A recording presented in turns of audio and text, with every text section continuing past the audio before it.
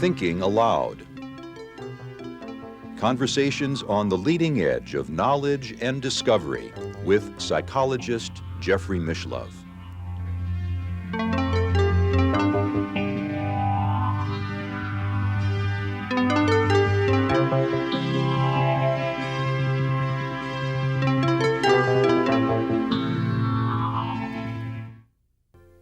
Hello and welcome. I'm Jeffrey Mishlove. Today we're going to examine the nature of time and the relationship between time and the human mind. With me in the studio is Terence McKenna, a specialist in shamanistic traditions and also hallucinogens. Terence is the co-author with his brother Dennis of Psilocybin, the Magic Mushroom Grower's Guide, and also The Invisible Landscape, Time, Hallucinogens, and the I Ching.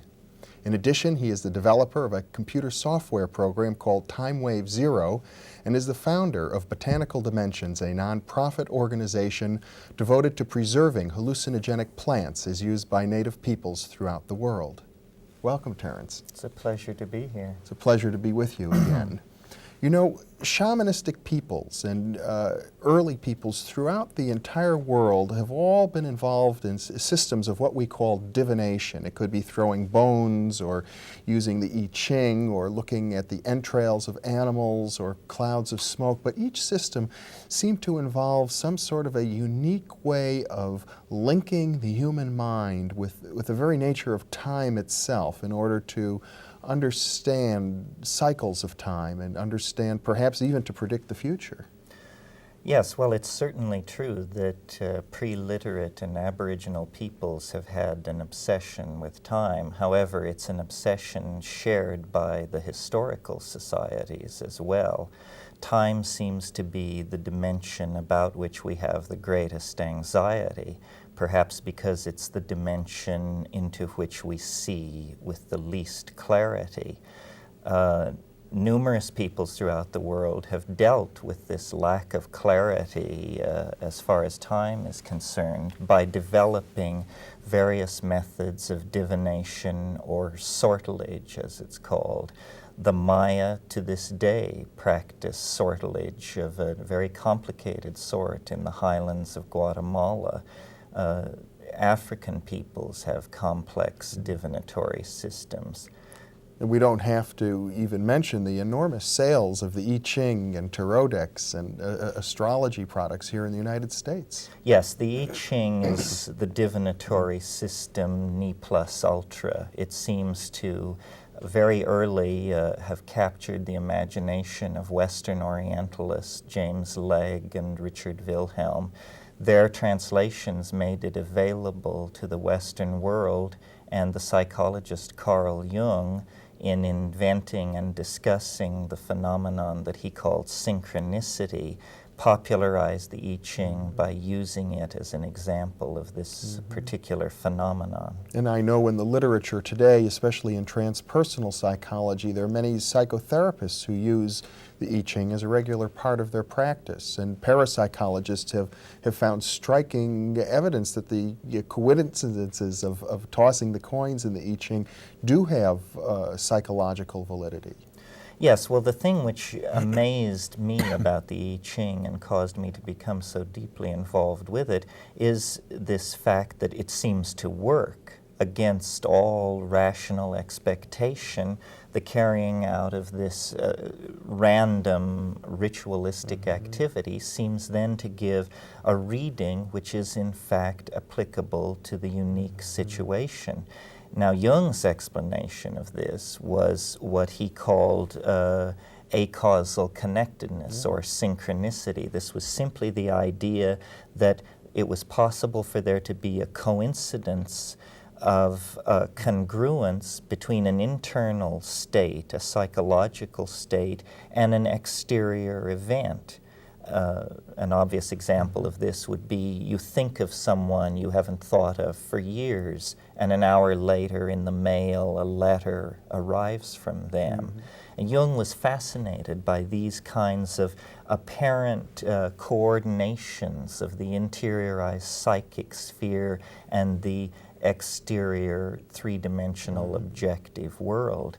My approach went somewhat deeper than Jung's, in that I felt that I had looked at many divinatory systems with the notion that I was looking at artifacts of culture, productions of the human mind that were, to a large degree, arbitrary.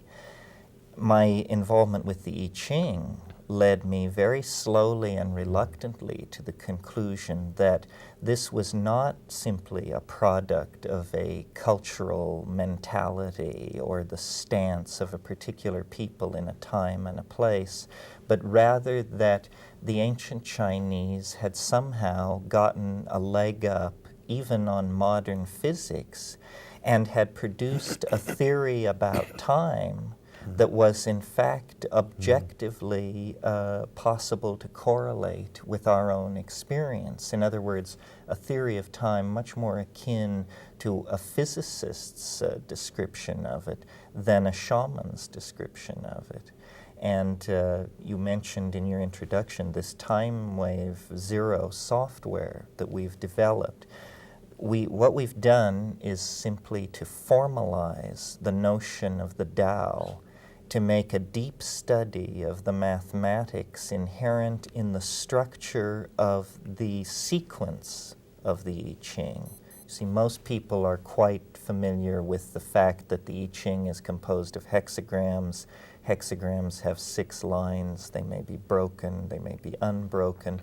Less well known is the fact that there is a very ancient tradition, even before the Han Dynasty, of a particular sequence being the correct sequence.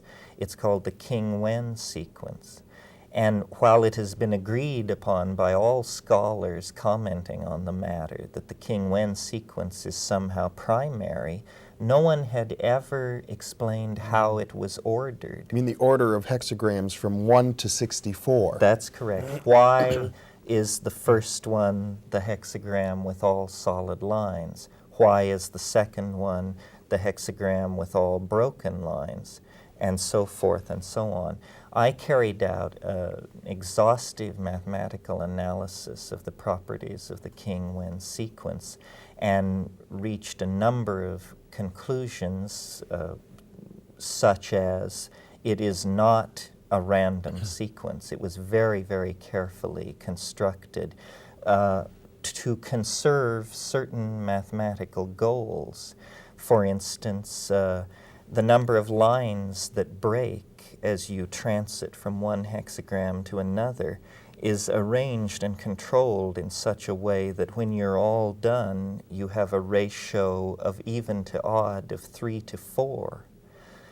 Yet this is achieved without any breakages, first order of different breakages of magnitude 5. Now you're beginning to lose me a little bit. Yes, well, what this all means very simply is that the King Wen sequence was constructed by minds the equal of research mathematicians working in the world today. It sort of reminds me of the builders of the great Greek temples who used the mystical rectangle. Proportion and symmetry seems to be the central concern here.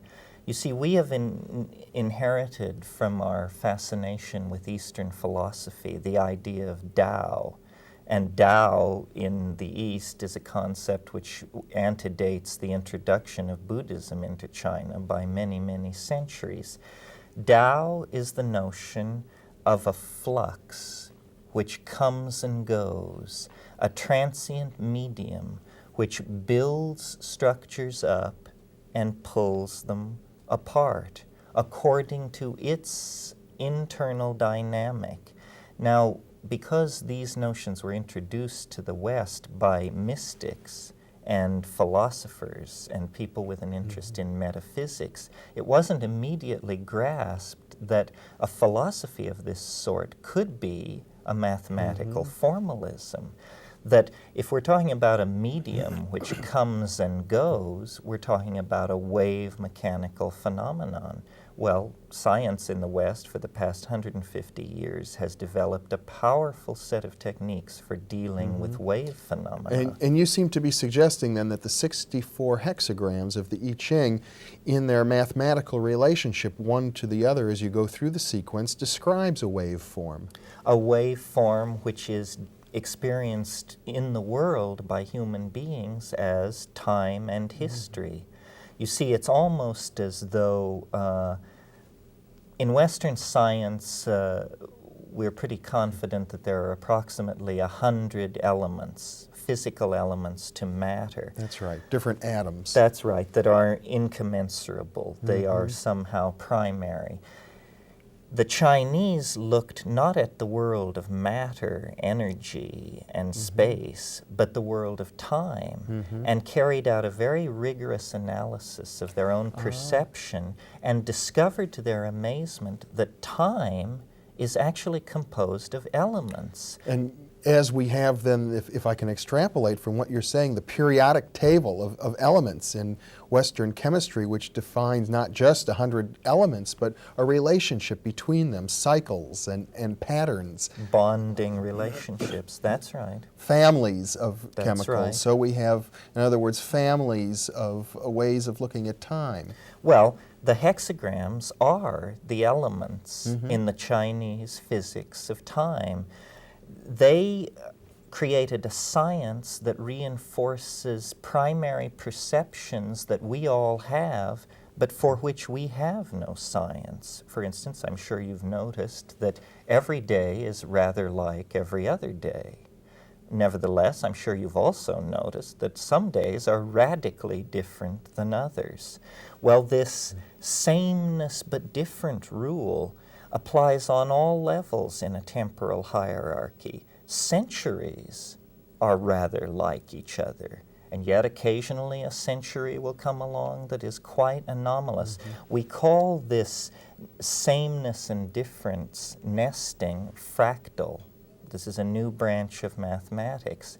And quite simply, what the Chinese discovered circa 3000 BC was the fractal nature of time, that the rules of expression of temporal elements which govern the rise and fall of dynasties also govern the rise and fall of love affairs and moods.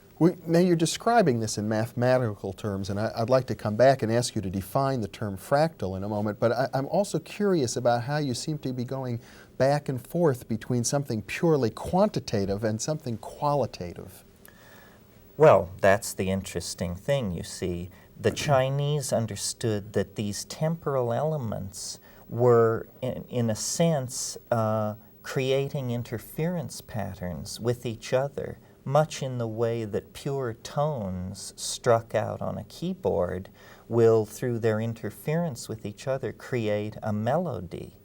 So that, for instance, if I find myself sitting in Hadrian's hamburger joint enjoying a burger, by this theory, there would actually be a relationship between that act and the Emperor Hadrian's campaigns in Britain before the fall of the Roman Empire. This is the amazing thing which James Joyce used and understood in the construction of his literary works, that a man leaving his home in Dublin on a day in 1905 to buy kidneys to fry for breakfast is in some mysterious way actually repeating the peregrinations of the hero Odysseus around the Mediterranean in his campaign to destroy Troy and return to his faithful wife. Allegory is what we're talking about, but allegory has never been taken seriously by science. Analogical reasoning is definitely déclassé in the better laboratories. But in this ancient Chinese way of looking at things, everything was caused by its analogical resonances with past and future events which had the same temporal elements embedded in them. Now, it's difficult to go into this without resorting to at least charts and diagrams, if not puzzling equations with sigmas embedded in them. Well, let me step back for a moment because we've been talking very intensively about the I Ching, which is one system, a very popular and profound and highly respected system of this type. But there are other comparable systems. For example, there's astrology. That's right. Astrology is another one of these systems that seeks to define prepotent relationships in nature that can be known by man in order to ease movement into the future. The success of astrology, I think, is borne out by its persistence. It is, after all, one of the most persistent of human intellectual tools. It was developed 4,000 or 5,000 years ago. I think what troubles modern human beings about astrology is that it is a mechanistic system. It's like a group of cogs and wheels which all can turn at given rates, and therefore their end states can be predicted. But then we're dealing again with the nature of nested cycles. Well, we have a strong intuition of free will, Yes. and this is why I think quantum physics, with its probabilistic notion of determinacy, has been so attractive to the modern mind. My conclusions looking at the I Ching have been that it is not possible to know the future, for if it were possible to know it, life would be a determinism and thinking would be divorced from meaning, and we would be out of business. But what is possible to know about the future is levels of novelty which future states will fulfill by the happenstance of unpredictable events. Now, this is a formal way of saying we know where the road goes, but we don't know what the scenery looks like. I think where the future is concerned, we can know where the road goes, but we cannot know what the scenery will look like. People who have looked at my theory have said, well, these time maps that your computer draws, you're trying to get rid of the future. And as a matter of fact, a map of time no more eliminates the future than a map of South America eliminates the need to go there. It simply gives one a better handle on one's destination. Now, you mentioned quantum physics a moment ago. And yes. In quantum physics, there are a number of different notions related to the future. One is a notion of multiple universes. Another, the Wheeler notion. Yes, and another is a notion of everything is probabilistic. And while we can't know with any certainty what will happen, we can state with various probabilities what the possibilities are. How does this relate to your view of the time in the future? Well, I think that at the macrophysical level, things are rather rigidly determined, with the exception of living organisms. So my interpretation of what biology is and how it relates to quantum physics and time is really biological systems are amplifiers of quantum mechanical indeterminacy. Yes. They are a way of taking the smidgen of indeterminacy that exists at the microphysical level and coaxing it into a kind of macrophysical cascade, which is life, consciousness, and self-reflection. And you see this described in the I Ching. Yes, I think the I Ching is an abstract modeling system for breaking this down to its simplest elements and then seeing how it works. Now, we're accustomed to thinking of science as linear progress from the distant past to the present. What I'm suggesting is that at least in the matter of time, the Chinese of the pre-Han period had a much more true and formally applicable notion of time than we ourselves do. We have failed in our effort to assimilate time into our physics because of our obsession with matter and the release of energy. Now, there are some scholars who suggest that the African Yoruba people, with their system of divination called Ifa, which has a cycle, I think, of 244 or 264 various myths and stories, is even more sophisticated than the I Ching, which has only 64. Have you looked into that? I have looked into it. What makes the I Ching so powerful in my mind is that it appears to be an exact analogy to the mechanism of DNA. Oh. There are 64 codons, which code for amino acids in DNA. There are 64 hexagrams. There are 8 primary hexagrams. There are 8 indispensable amino acids. I felt that really the I Ching is like mankind's best shot at this, because it has this reflection in the biological matrix out of which consciousness emerged. In other words, the various ancient divination systems may all reflect a striving of human beings towards this intuitive understanding of the cyclical nature of time and the relationship between mind and the flow of time, and yet the I Ching may have just sort of hit the nail on the head better than the others. Well, it's like looking at a 17th century description of the motion of the planets or a 20th century description. These are basically refinements. But yes, I think that the I Ching represents a primary perception of the organization of mind, time, and matter. And I'll even tell you how I think they got a leg up. I think basically there is a tradition in Central Asia of the so-called stilling the heart techniques vis-a-vis yoga. And these are techniques where vital functions are suppressed. Breathing becomes very minimal. All exterior inputs are suspended. And eventually, I think the Chinese sages who practiced this form of meditation noticed a flux at the center of the stillness, which they called Tao, and which they set out to phenomenologically describe, not knowing whether it was physics, organism, or deity. And they did not prejudge this question. They simply gave a phenomenological description of the transcendental flux that they encountered in states of deep yogic ecstasy.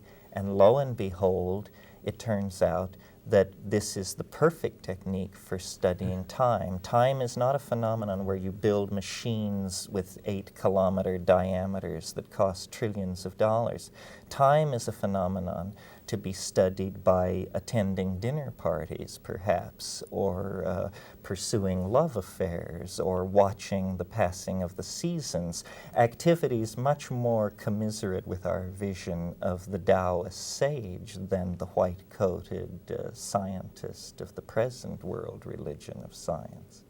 So really, I think it was an involvement in organism and in the human experience. In other words, the laboratory for studying time would not so much be our observatories or our systems of quartz clocks, but rather looking inside of ourselves, observing our own organism. That's exactly precise, and the workings of our own psychology. To my mind, the greatest commentator on time in the 20th century, after Albert Einstein, would certainly have to be Marcel Proust. Proust understood more about the time we experience and was able to communicate it than any person who has ever lived. And that's within the confines of what most people consider a fairly effete, highbrow literary project. Swan's Way. Well, the entirety of Remembrance of Things Past. Yes. Yeah. Well, I haven't read that, so you've got me a bit in the dark here, and we have about 5 minutes left, so could you summarize that point or amplify it a bit? Well, I think the point we're trying to make here, that I have been involved with over the past few years, is that a revisioning of time would assuage much of what is called modern anxiety, and that we have limited the categories we were willing to entertain in dealing with this problem, and that we must genuflect to the ancient Chinese and take a page from their notebook in this matter. The I Ching as a divinatory system of great age, reflecting the dynamics of our own genetic material, and also, though I didn't mention this evening, it also has deep calendrical properties, can be used to keep track of time, lays a basis for an understanding of this curious phenomenon called synchronicity, the coincidental meshing of interior psychic events and exterior events in the real world. It lays a basis for us to understand the unity of ourselves with the real world that our present approach makes difficult to discern. So whereas Carl Jung, the great Swiss psychiatrist who wrote, incidentally, the preface to Richard Wilhelm's book of the I Ching and postulated this theory of synchronicity, well, Jung didn't really provide any mechanism for synchronicity. He simply said it works this way, that the mind seems to be related to these events, and he found an enormous therapeutic benefit from that understanding. What you're suggesting is that the potential mechanism behind the Jungian notion of synchronicity has to do with the structure of time itself. That's right. And you must be suggesting, therefore, that the human mind at this very deep level that the sages discovered from stilling their organism, that the mind has a parallel structure, an isomorphic structure. That's exactly the central point. The mind arises out of matter. This is why the I Ching works in both worlds. One is the reflection of the other. The key to healing the apparent dualism lies in studying the temporal mechanics indicated by the I Ching. And I believe we've done this formally, mathematically. Terence McKenna, you're taking the provocative position that the I Ching, which some people view as religion and other people dismiss as superstition, is actually a science. And I gather that your computer software package, Time Wave Zero, proposes to be the demonstration of that. We believe it does demonstrate it. Of course, ultimately, it will be up to our colleagues to judge the worth of our case. Terence, it's been a pleasure. Thank you very much for being with me. Well, it's been a pleasure to be here, Jeffrey, and discuss this with you. It's not an easy subject, believe me. And thank you very much for being with us.